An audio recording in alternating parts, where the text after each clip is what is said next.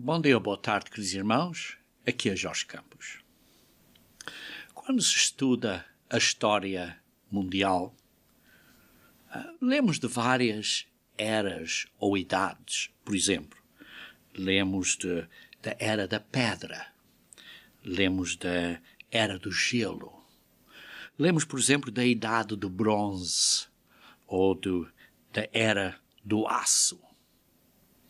Ou se vemos de outra maneira acerca de tipos de governos ou períodos de governos, vemos o período helenista, ou o período romano, ou o período bizantino. A Bíblia também fala de três eras ou períodos, ou digamos assim, de três mundos. A Bíblia menciona três mundos: o mundo antigo, o mundo presente, ou o presente mau mundo, e o mundo que há de vir. E por isso hoje, queridos irmãos, vamos estudar brevemente, usando a nossa Bíblia, estes três períodos da Terra e o que estes três períodos nos ensinam. E vamos então começar com o mundo antigo, o mundo antes do dilúvio. Então leiam comigo, se faz favor, em 2 Pedro, capítulo 2, 2 Pedro, capítulo 2, versículo 5. Daí é que tiramos esse título o mundo antigo, porque em 2 Pedro, capítulo 2, versículo 5, está aqui a falar, vamos agora falar, de facto, no versículo 4. Ora, se Deus não poupou anjos quando pecaram, antes precipitando-os ao Tártaro, isto é, a um local de restraint e de controle, isto é que traduzido em português aqui a palavra é inferno, mas é a única palavra na Bíblia que usa esta palavra grega tartaru, que foi traduzida aqui inferno, os entregou a abismos de trevas, reservando-os para o juízo. E não poupou o mundo antigo, mas preservou a Noé, pregador da justiça.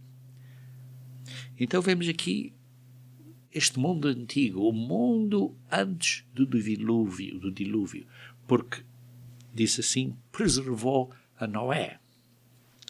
E por isso, se quisermos estudar um pouco acerca desse mundo pré-dilúvio, pré-arca de Noé, temos muito pouco conhecimento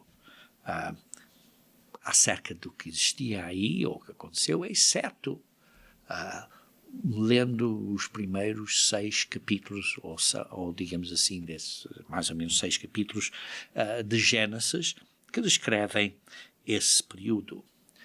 Temos muito pouco conhecimento das capacidades técnicas ou das capacidades das pessoas que viviam nessa era, antes do dilúvio. No entanto, sabemos que a natureza humana influenciada por Satanás existia aí desde o início. Também vemos da Bíblia que Deus ensinou a Adão e a Eva, ensinou a eles o seu caminho, o que era bom e o que era mau. Mas o Adão e a Eva rejeitaram o ensino de Deus. Eles rejeitaram as regras e porque rejeitaram esse conhecimento, a humanidade tem sofrido desde então. Também sabemos que Satanás estava presente desde o início a influenciar a humanidade. E por isso, há uma lição básica aqui, queridos irmãos, é que quando estamos separados de Deus, sofremos. Quando nos afastamos de Deus, trazemos sofrimento a nós próprios ou trazemos sofrimento aos outros que são afetados por causa de pessoas que estão a fazer coisas contra os princípios e contra as leis de Deus. Então vamos começar a ler, por exemplo, aqui em Gênesis capítulo 2. Gênesis capítulo 2, versículo 9. Gênesis capítulo 2, versículo 9. Lemos aqui. Do solo fez o Senhor brotar toda a sorte de árvores agradáveis à vista e boas por alimento. E também a árvore da vida no meio do jardim. E a árvore do conhecimento do bem e do mal. Aqui vemos que Deus ofereceu a Adão e a Eva a vida eterna, a árvore da vida eterna.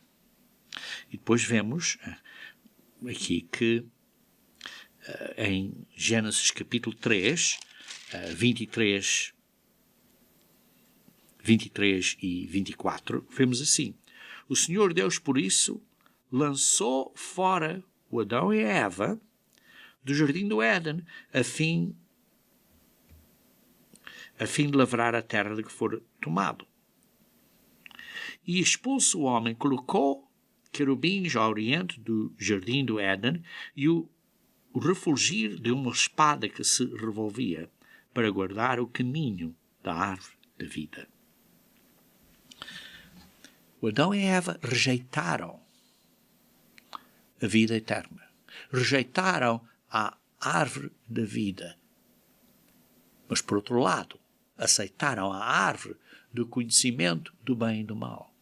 Ou, noutras palavras, rejeitaram a árvore que é aceitar a Deus dizer a nós o que é o bem e o mal e decidiram escolher para eles próprios o que era bom e o que era mau. Isto é, aceitaram a responsabilidade deles próprios decidirem o que é bom e o que é mau. E por isso, porque rejeitaram o conhecimento de Deus, do que é bom e o que é mau, rejeitaram as leis de Deus, rejeitaram o que Deus os instruiu, não tiveram confiança no que Deus estava a dizer a eles. E por isso, preferiram fazer as suas próprias decisões do que é bom e do que é mau. Leiam comigo, se faz favor, em Romanos 6, versículo 23. Continuem aí uma marca em Gênesis, porque vamos voltar a Gênesis daqui a pouco, mas Romanos 6, versículo 23. Sabemos muito bem, provavelmente, exatamente o que esta Escritura diz. Muitos de nós sabemos isto de cor e salteado. Romanos 6, versículo 23. Pois vamos ler. Porque diz assim: o salário do pecado é a morte. O salário do pecado é a morte. Uma vez que o Adão e a Eva rejeitaram a árvore da vida, isto é, rejeitaram a vida eterna, decidiram por eles próprios seguir ou fazer as suas próprias decisões do que é bom e do que é mau. Isto é, decidiram tomar para si próprios a decisão de conhecer o que é bom e o que é mau, a árvore do conhecimento do bem e do mal. E por isso fizeram uma decisão errada. Porque quando decidimos por nós próprios o que é bom e o que é mau, algumas coisas que decidimos que são bons são boas, mas muitas coisas que decidimos que são boas são más. É o pecado. Porquê? Porque a humanidade não sabe decidir corretamente o que é bom e o que é mau. Fazemos decisões incorretas. Somos imperfeitos. Precisamos da ajuda de Deus. Por nós próprios não conseguimos fazer as decisões corretas.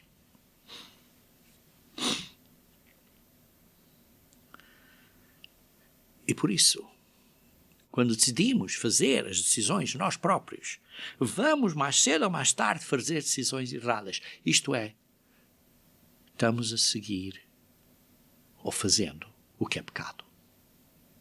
E por isso o salário do pecado é a morte. Ao fim de contas, Deus é Deus. Ele é que sabe o que é bom e o que é mau. Ele é que define o pecado. Ele é que define o que é pecado. E por isso, quando nós decidimos para nós próprios o que é bom e o que é mau, muitas dessas decisões vão ser erradas. Isto é, vão ser segundo o pecado. E por isso, quando o Adão e a Eva rejeitaram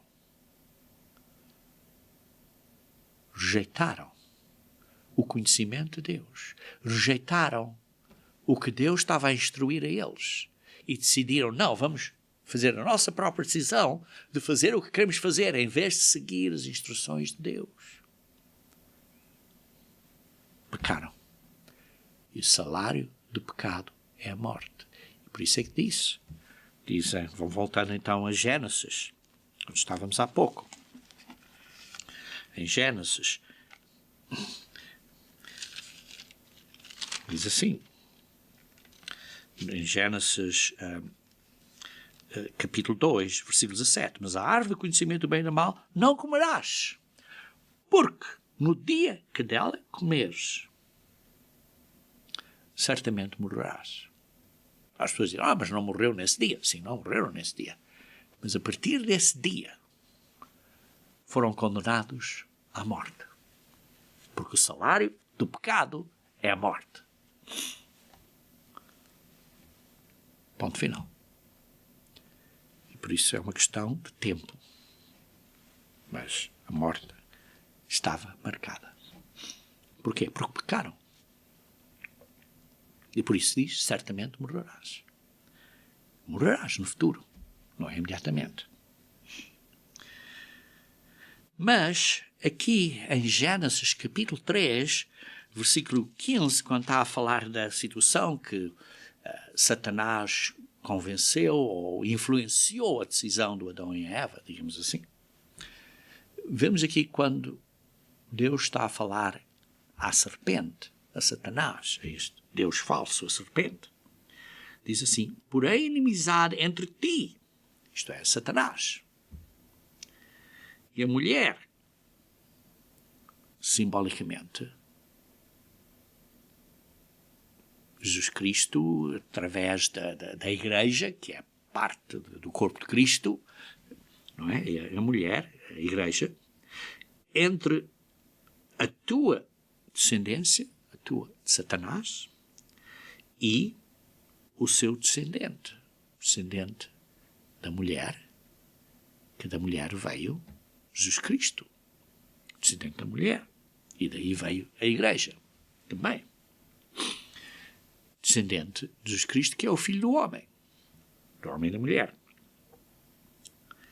Isto é Jesus Cristo, te ferirá a cabeça.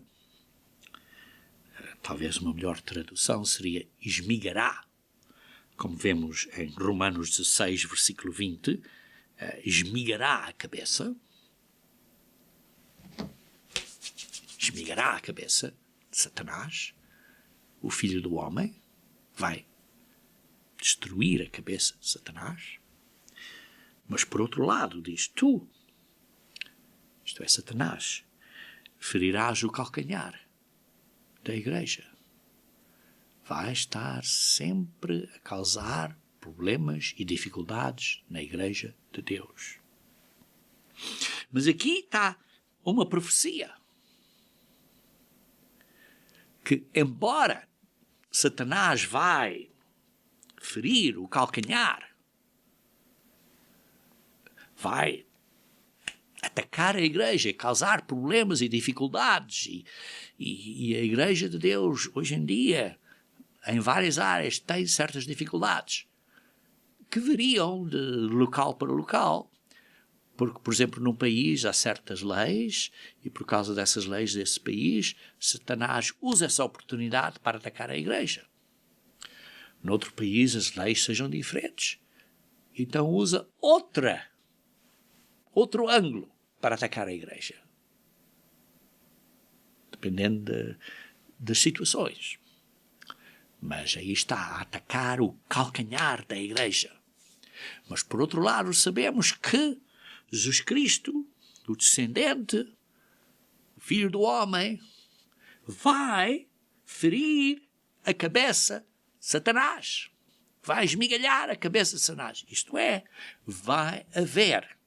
E está claro, hoje, isso era uma profecia, que nesse momento estava a dizer que haveria de haver um período em que a humanidade vai ter de novo a possibilidade à vida eterna.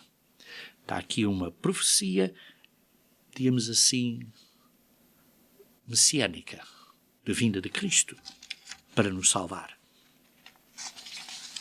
Então, continuando a ler aqui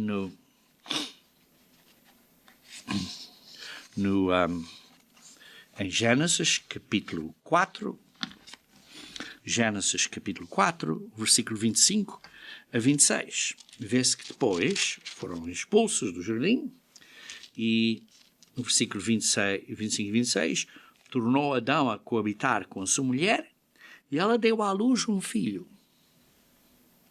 a quem pôs o nome de Sete. Porque disse ela, Deus me concedeu outro descendente em lugar de Abel, que Caim matou. A Sete nasceu-lhe também um filho, ao qual pôs o nome de Enós. Daí, Enoque. Daí se começou, daí veio o Enoque. Daí se começou a invocar o nome do Senhor. E vê-se, queridos irmãos, nesse período, que começou-se a invocar, a chamar,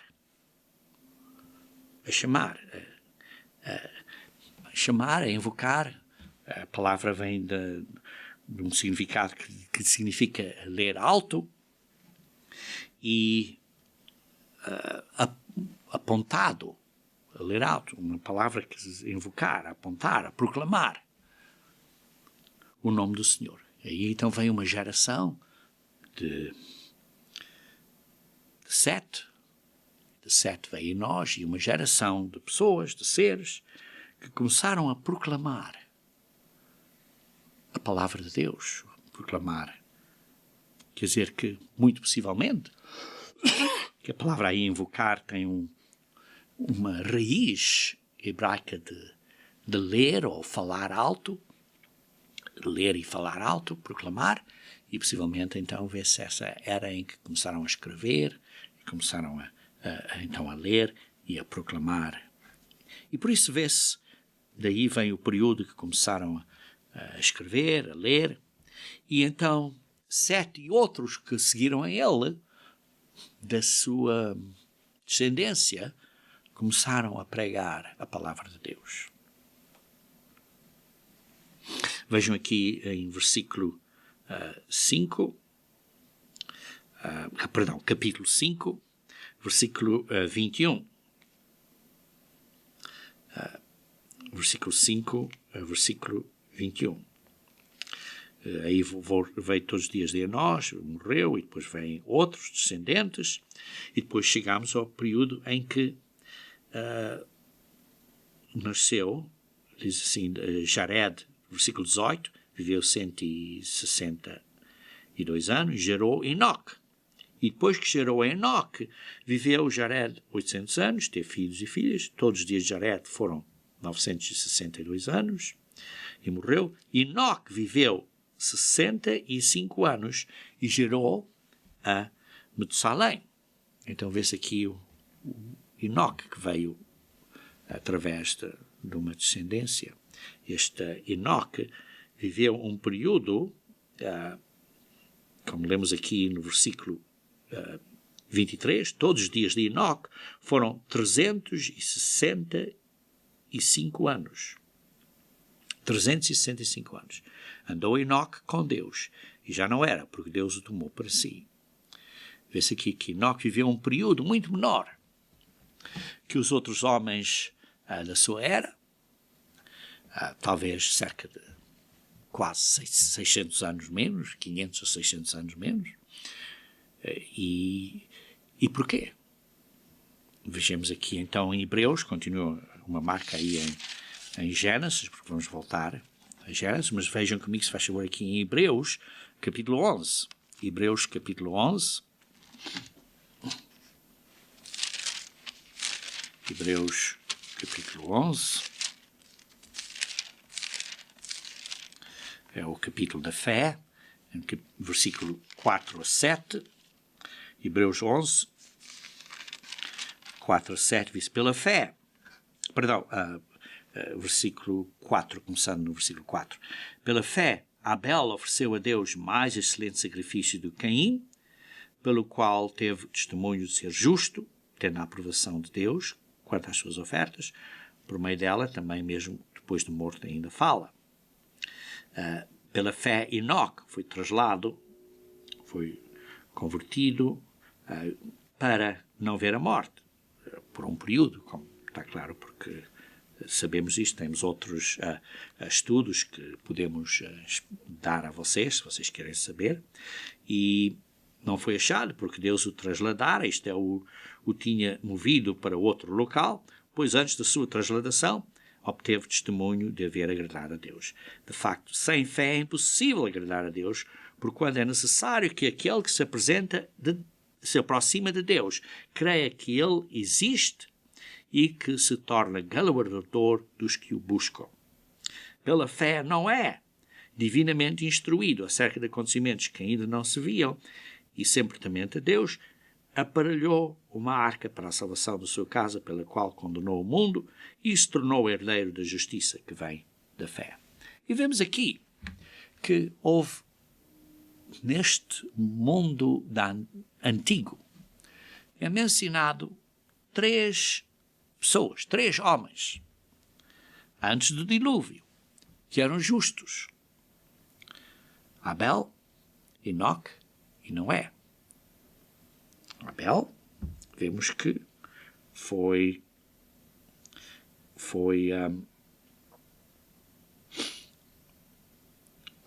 matado pelo irmão por causa da sua justiça. Acabou por ser atacado e matado. O mesmo, certamente, vemos que iria acontecer a Enoque, e por isso foi trasladado, movido para outro local, para não ser assassinado nesse período, quando o queriam matar, por causa de ele ser justo. E depois, mais tarde, vemos que aqui houve Noé, que foi divinamente instruído, mas vemos aqui só 3 pessoas, neste período antes do dilúvio, que foram, digamos assim, justos, mencionados na Bíblia, que foram justos a Deus. Então, o que estava a acontecer? Vamos voltando aqui a Gênesis capítulo 6. Gênesis capítulo 6, versículo 5, diz assim: viu o Senhor que a maldade do homem se havia multiplicado na terra e que era continuamente mau todo desígnio do seu coração. Vê-se aqui que o homem, a sua maldade, tinha-se multiplicado na terra. E tudo o que eles pensavam, todo o desígnio do seu coração, era mal. Era maldoso. E por isso vemos que a maldade do homem era continuamente má, quer dizer, a atitude do homem era continuamente má. O mundo antes do dilúvio de Noé, todo o desígnio do coração deles era mau. E por isso vê-se aqui no versículo 6, então se arrependeu o Senhor de ter feito o homem na terra, e isso lhe pesou no coração. Disse o Senhor: farei desaparecer da face da terra o homem que criei, o homem e o animal, e os répteis e as aves dos céus, porque me arrependo de os haver feito. Porém, Noé achou graça diante do Senhor, porque ele era justo. E E por causa disso, vê-se aqui no versículo 11, a terra estava corrompida à vista de Deus e cheia de violência. Viu Deus que a terra estava corrompida, mas Deus resolveu salvar a humanidade através de Noé. Veja aqui no versículo 12, diz que todo ser vivente havia corrompido o seu caminho na terra. Todo o ser vivente. Todo. Só uma pessoa. A humanidade inteira que vivia nesse período. Todo ser vivente, exceto uma pessoa, Noé. Parece mentira. Só houvesse uma pessoa nessa sociedade que era justa perante Deus. Então vê-se no versículo 14, faz uma arca de tábuas de cipreste, nela farás compartimentos e calafetarás com betume por dentro e por fora. Vais fazer esta arca, que é simbólica do amor de Deus e da proteção de Deus ao seu povo, neste caso, Noé. E a família dele, por causa da justiça de Noé. Aí vê-se um simbolismo da proteção de Deus ao seu povo em tempos de perigo. Onde é que está a sua arca? A nossa arca?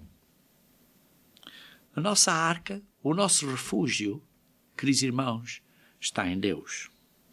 A vida é frágil. E por isso precisamos andar nesta vida em oração, dando graças a Deus, por Ele ser o nosso refúgio. Todo o mundo, durante o tempo, a era de Noé, estava enganado. Todo o mundo.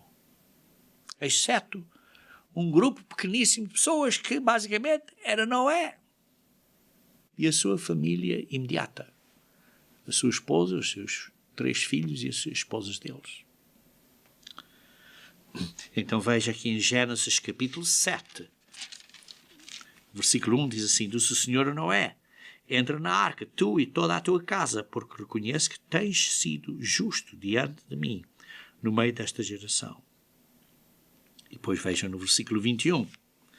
Diz assim, pereceu toda a carne que se movia sobre a terra, tanto da ave como de animais domésticos e animais selváticos, e de todos os enxames de criaturas que povoam a terra e todo o homem. E tudo que tinha fôlego de vida em suas narinas, tudo o que havia em terra seca, morreu. Tudo que estava na terra morreu. Assim foram exterminados todos os seres que havia sobre a face da terra, o homem, o animal, os répteis e as aves dos céus foram extintos da terra. Ficou somente Noé e os que com ele estavam na arca. E as águas, assim houve durante 150 dias, predominaram sobre a terra. E por isso eles todos morreram, exceto 8 pessoas. Que aqui é simbólico que a maioria da humanidade morrerá sem serem chamados à salvação nesta era má, na era no mundo antigo e também na era má. Vê-se que um grupo muito pequeno da humanidade foi salvo aí. Nesse caso, só uma pessoa. Não sabemos entre quantos milhões ou bilhões de pessoas viviam durante o tempo antes do dilúvio. Mas aí está a lição que a humanidade, à parte de Deus, tem escrito uma história triste de escravidão, de brutalidade, de doenças, de sofrimento, guerras e infelicidade. Aí está a prova de que a árvore do conhecimento do bem e da morte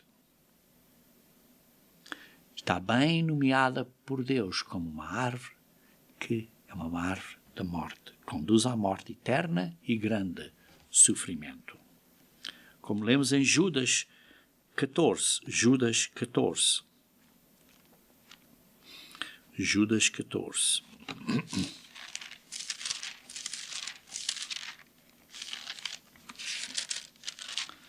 Diz assim: quanto a estes, foi que também profetizou Enoque, o sétimo depois de Adão, dizendo: eis que veio o Senhor entre suas santas míriades, para exercer juízo contra todos e fazer convictos todos os ímpios, acerca de todas as obras ímpias que impiamente praticaram e acerca de todas as palavras insolenes que ímpios pecadores proferiram contra ele.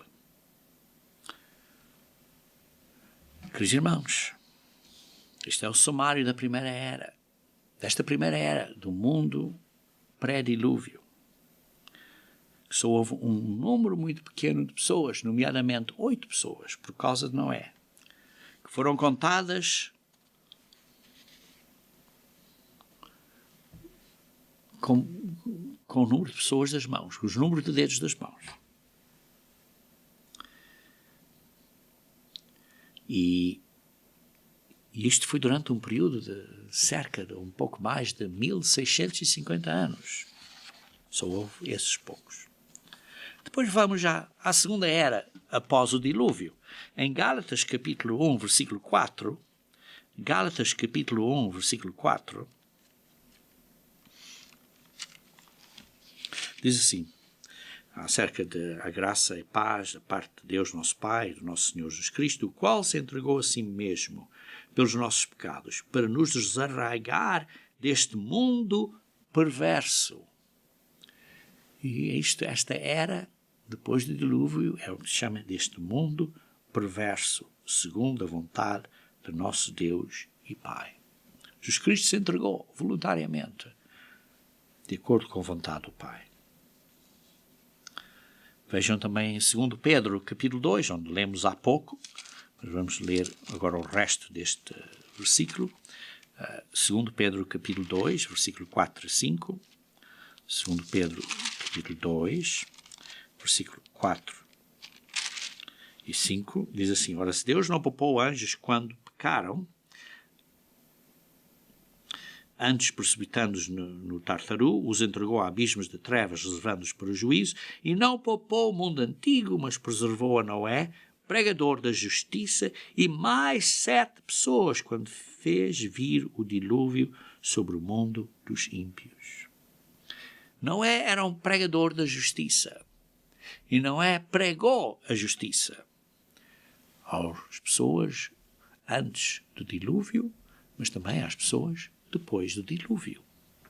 Noé e os seus filhos teve responsabilidade. Ele ensinou os seus filhos, Sem, Quem, Cam e Jafé, e suas esposas. Ensinou a eles. Noé e os seus filhos foi um pregador da justiça. E ensinou a eles por 350 anos. Manteve-os a lembrar acerca da necessidade de obedecer a Deus. Vejamos então em Gênesis capítulo 9, Gênesis capítulo 9, versículo Gênesis capítulo 9, versículo 28 a 29. Noé, passado o dilúvio, e viveu ainda 350 anos. Todos os dias de Noé foram 950 anos e depois morreu. Depois do dilúvio. Pregou. E então aí vê-se que, começando, por exemplo, em Gênesis capítulo 9, versículo 1, diz assim: abençoou Deus a Noé e seus filhos, e lhes disse: sede fecundos, multiplicai-vos e enchei a terra. Aí está o início desta segunda era, deste mundo perverso. O começo desta era pecaminosa durante a qual nós vivemos. Em Gênesis capítulo 10, vemos aí, estas são gerações de Noé, Sem, Cam e Jafé, e depois está a descrever quem eles são. E, por exemplo, veja no versículo 8, diz assim, Gênesis capítulo 10, versículo 8, diz assim, e Cush gerou a Nimrod, o qual começou a ser poderoso na terra. Então houve este homem, Nimrod, que veio a ser poderoso na terra. E depois disse assim, foi valente caçador diante do Senhor, daí dizer-se como Nimrod, poderoso caçador diante do Senhor. O princípio do seu reino foi Babel. Então aí vê-se que foi Nimrod, este homem pecaminoso, que iniciou muitas coisas que ainda hoje se seguem. No livro The Two Babylons, As Duas Babilônias, por Alexander Hislop, fala acerca de Nimrod. E aí vê-se que ele é o pai dos adoradores deste Deus Sol, ou Deus Serpente, e alguns historiadores até descrevem indicam que Nimrod conquistou terras ou nações desde a Líbia a Babilônia, incluindo o Egito. Digamos assim, através deste sistema babilônico, deste sistema religioso, tornou-se, digamos assim, a mãe da religião babilônica de deuses pagãos. Todos estes deuses fabricados como substitutos de Deus e do seu governo sobre a humanidade. Então, Gênesis capítulo 11, versículo 1 a 9, vê-se aí a situação da Torre de Babel, em que toda a civilização é unificada através da capacidade de poderem comunicar um com os outros, e está a construir esta torre. Então, por causa disso, Deus confundiu a linguagem em toda a terra, por causa desse caminho pecaminoso que estavam a construir, essa religião pecaminosa, e separou as nações. Então, o que é que aconteceu desde os dias de Noé até hoje? Bem, nos dias de Noé até hoje, o que tem acontecido é um aumento enorme, particularmente nestas últimas décadas, um aumento enorme de sabedoria humana. Desde os anos da Revolução Industrial, essa sabedoria humana tem crescendo. E veja aqui em Daniel, capítulo 12, versículo 4, Daniel, capítulo 12, versículo 4, lê-se aqui que diz assim que Tu, porém, Daniel, encerra as palavras e sela o livro até ao tempo do fim. Muitos o esquadrinharão e o saber se multiplicará. E, queridos irmãos, hoje em dia, o saber está se multiplicando exponencialmente de ano a ano. Por isso, o conhecimento técnico tem aumentado de uma maneira enorme. Há muitos avanços, por isso, técnicos, até que hoje em dia as nossas vidas, falando fisicamente, são mais fáceis hoje em dia do que eram nas décadas anteriores, nas eras prévias. Mas a natureza humana não mudou. A natureza humana, influenciada por Satanás, continua. A natureza humana continua a ser a mesma, debaixo da mesma influência demónica. A humanidade se afasta mais e mais do caminho revelado de Deus a Adão e a Eva. E então vê-se aqui, por exemplo, na Apocalipse 17. Apocalipse 17, começando no versículo 1. Vê-se aqui na Apocalipse 17. Vê-se aqui a grande meretriz. Vê-se no versículo 4. A mulher vestida de púrpura e de escarlata, adornada de ouro e pedras preciosas, que é esta igreja falsa, baseada nos ensinos de Nimrod e da Babilônia, e por isso é que Hislop escreveu este livro, As Duas Babilónias, e então temos hoje em dia, simplesmente, como se lê no versículo 5, este mistério, Babilônia, o grande mistério, a grande Babilônia, a mãe das meretrizes, a mãe desta igreja, que é a mãe de outras igrejas, que digamos assim, que são partes desta igreja, embora sejam conhecidas como protestantes, mas são partes desta igreja, das abominações da terra. Então havia mulher embriagada com o sangue dos santos e com o sangue das testemunhas de Jesus. E vê-se este sistema babilônico continua. Esse sistema babilônico continua.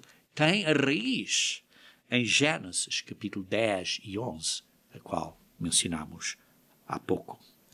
Um bocadinho mais adiante, no versículo 11, vê-se como esta besta religiosa aqui e a besta da nação. Vê-se estas as duas entidades.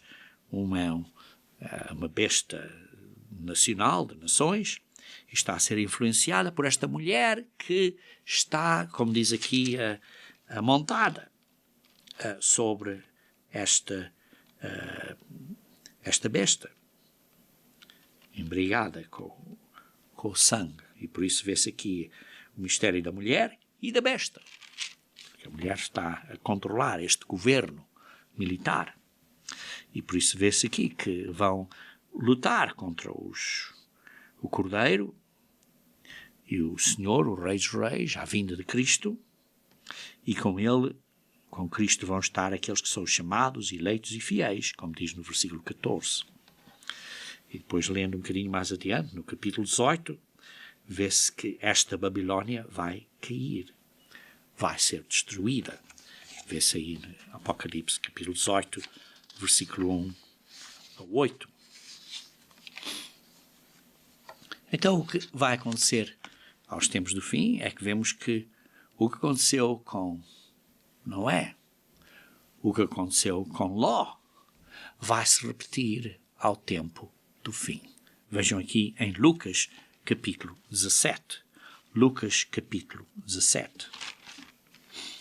Lucas, capítulo 17, no versículo 26 a 32. Diz assim, como foi nos dias de Noé, será também nos dias do Filho do Homem. Comiam, bebiam, casavam e davam-se em casamento, como se nada tivesse a acontecer. Até o dia em que Noé entrou na arca. E veio o dilúvio e destruiu a todos. Quer dizer, tal como no período de Noé, a destruição do mundo antigo os apanhou de surpresa. Embora Noé os tivesse avisado. Mas não ouviram. O mesmo aconteceu nos dias de Ló. Comiam, bebiam, compravam, vendiam, plantavam, edificavam. Mas no dia em que Ló saiu de Sodoma, choveu do céu fogo e enxofre e destruiu a todos. Foram apanhados de surpresa.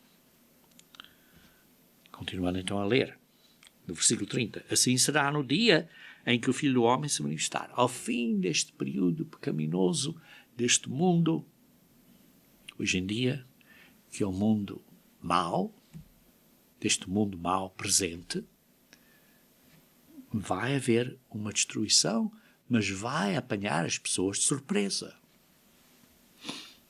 As pessoas do mundo. Naquele dia, quem estiver no eirado e tiver os seus bens em casa, não desça para tirá-los. E de igual modo, quem estiver no campo, não volte para trás. Lembrai-vos da mulher de Ló. Quem quiser preservar a sua vida, vai perdê-la. E quem a perder, de facto, a salvará. E vê-se que vão ser dias difíceis. Não vai ser fácil. Ninguém está a dizer que vai ser fácil.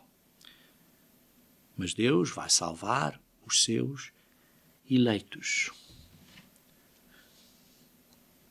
deste dilúvio, desta sociedade, da era moderna. Este dilúvio da era moderna A analogia será como que, digamos, a grande tribulação. Durante o dia de Noé, foram salvos desse dilúvio da chuva que os matou.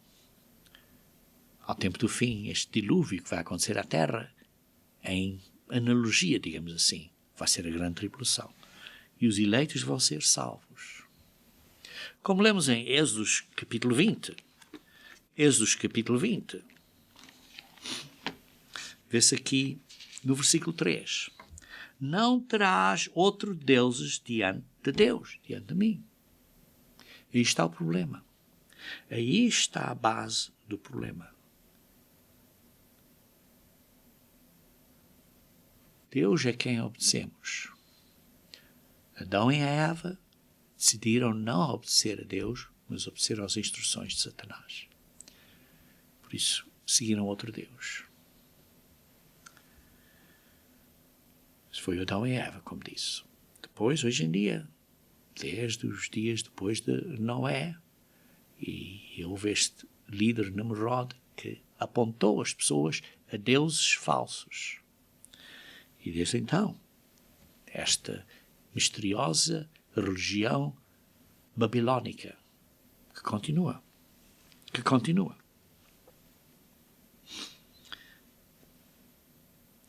Não farás para ti imagem de escultura, nem semelhança alguma do que há em cima dos céus, nem embaixo da terra, nem nas águas debaixo da terra. Isto está o problema hoje em dia. As pessoas estão a seguir deuses que eles próprios fabricaram. Como se fosse o verdadeiro Deus. Vejam aqui em Romanos capítulo 1. Romanos capítulo 1. Romanos capítulo 1, versículo 18. Romanos 1, versículo 18. A ira de Deus se revela do céu contra toda a impiedade e perversão dos homens que detêm a verdade pela injustiça.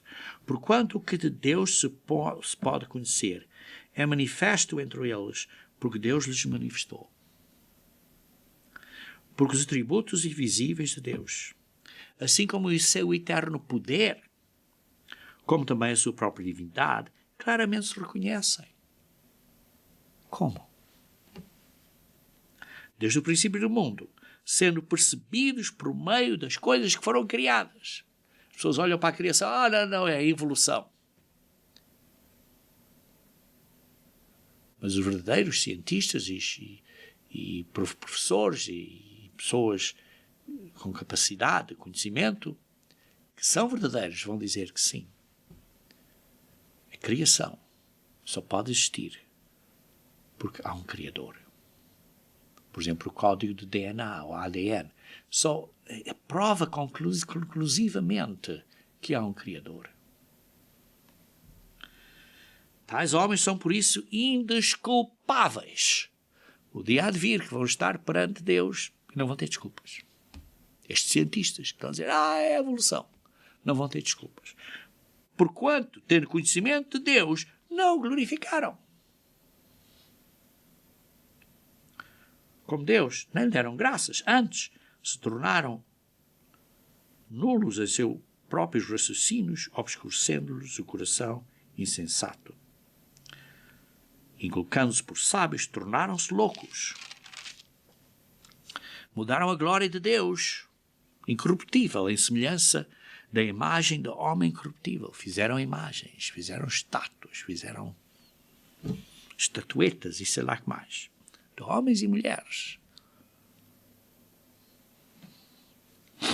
Bem como de aves, quadrúpedes e répteis. Por isso Deus entregou tais homens à imundícia, pelas concupiscências do seu próprio coração, para desonrarem o seu corpo entre si.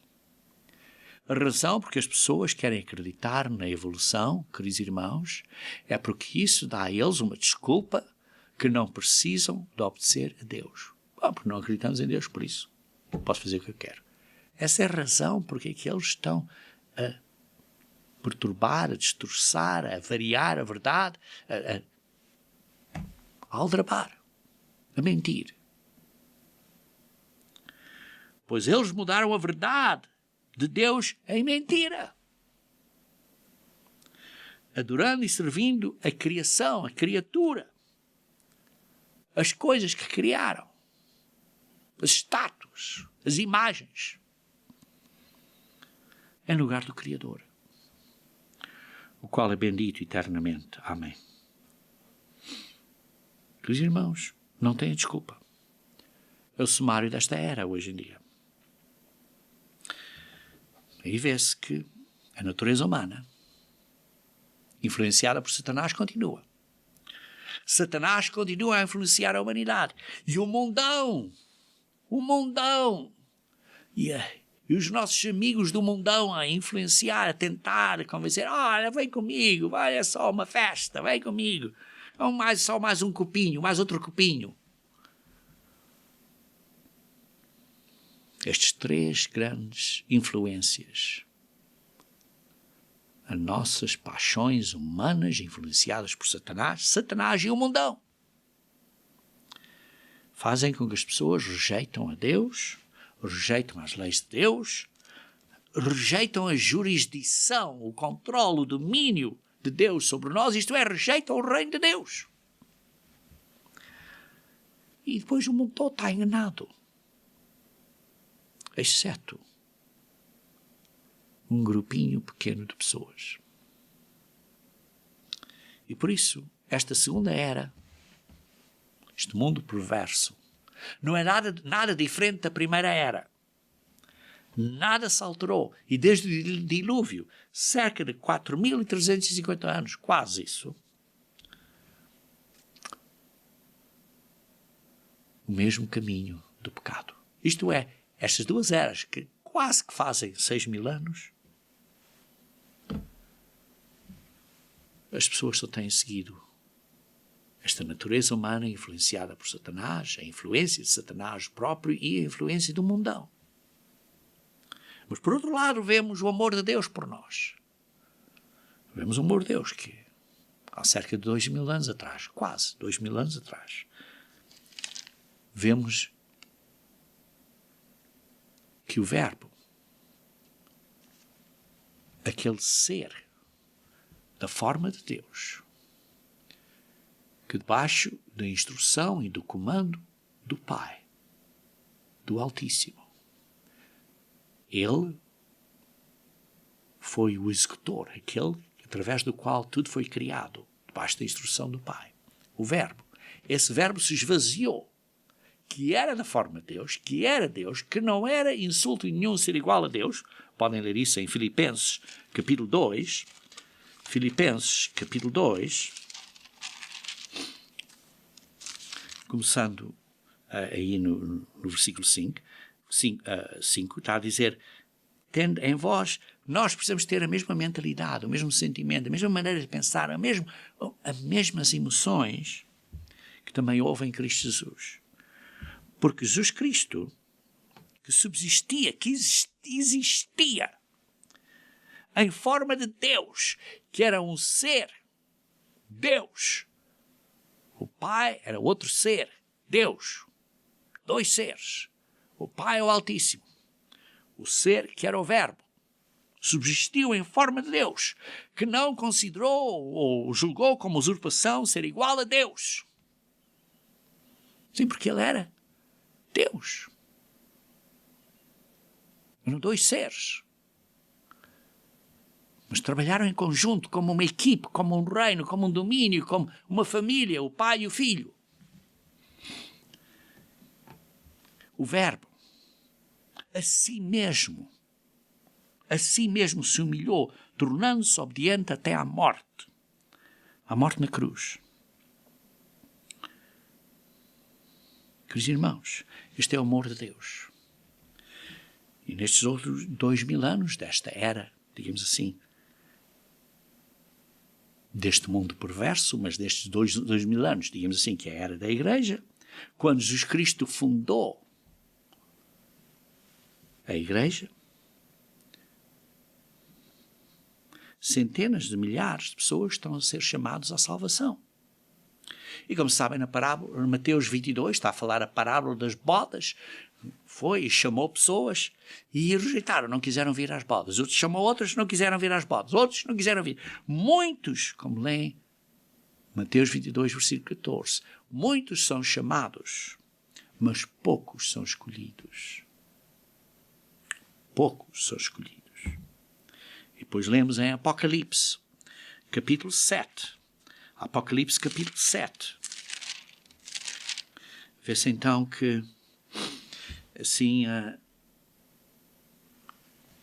antes das últimas trombetas, da ira de Deus, das últimas 7 trombetas, vê-se que o número das pessoas físicas de todas as tribos dos filhos de Israel, como se lê Apocalipse 7, versículo 4, foram 144 mil de todas as tribos dos filhos de Israel foram selados. E depois vê-se que houve uma grande multidão também. No versículo 9, uma grande multidão que ninguém podia anunciar das nações. Isto é, 144 mil de Israel e 144 mil de Israel e uma grande multidão das nações, dos gentios, que foram selados. E estes como lê-se no versículo 14, são os que vêm da grande tribulação.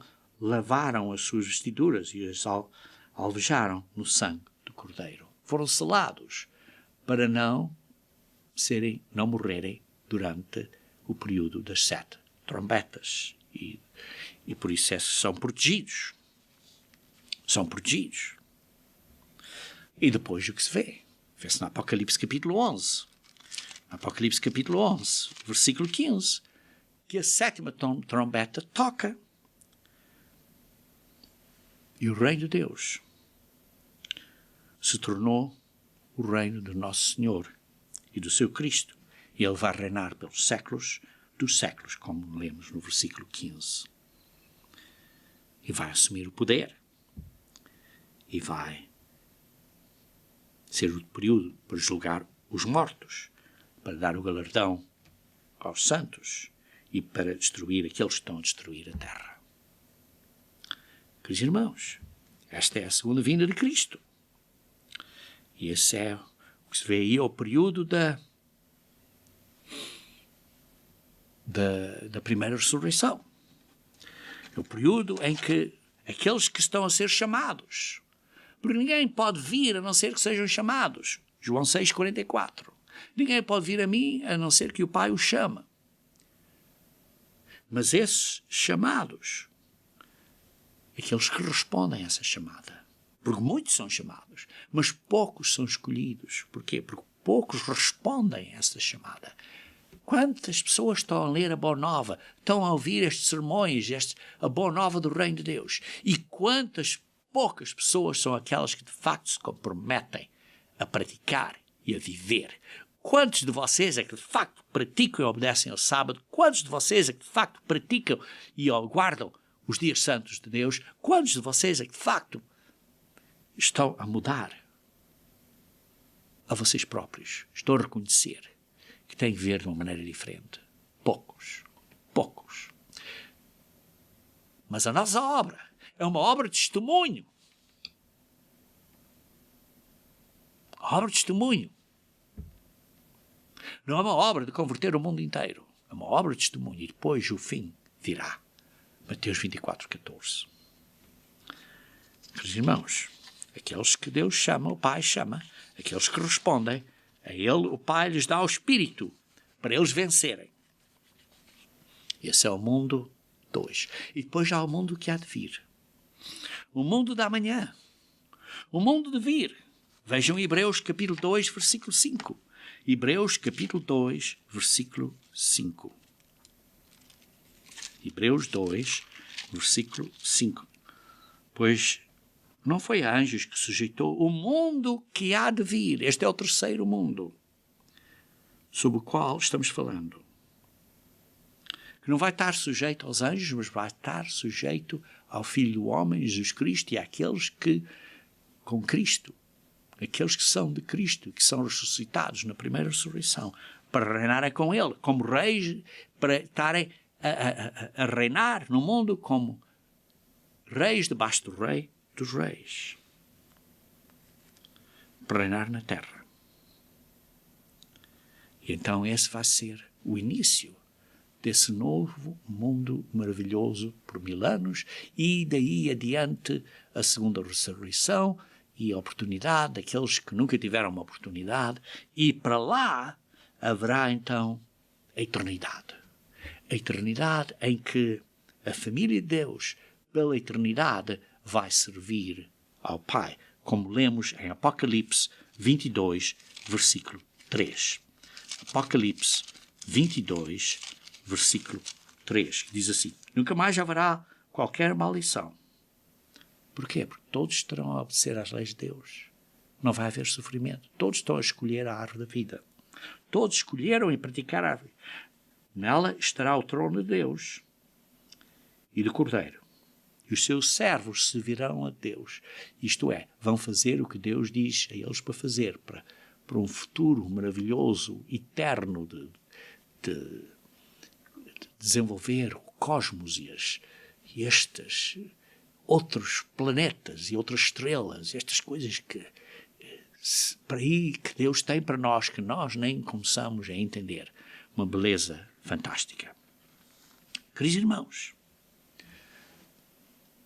na Bíblia são mencionadas 3 eras do mundo.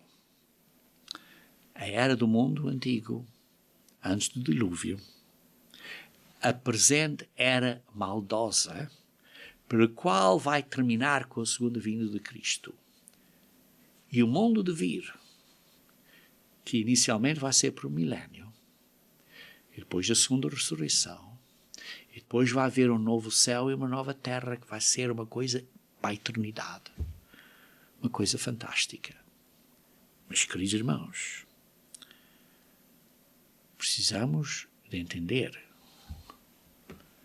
que muitos são chamados, mas poucos são escolhidos.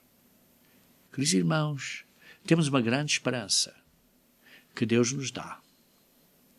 Deus nos dá grandes promessas para reinarmos no mundo que há de vir. Mas a decisão é nossa, hoje. Porque embora estejamos a ser chamados, vamos estar prontos, vamos ser escolhidos, vamos ser entre aqueles poucos que vão estar na primeira ressurreição quando Cristo vier. A decisão é sua, irmão. Escolha a árvore da vida eterna.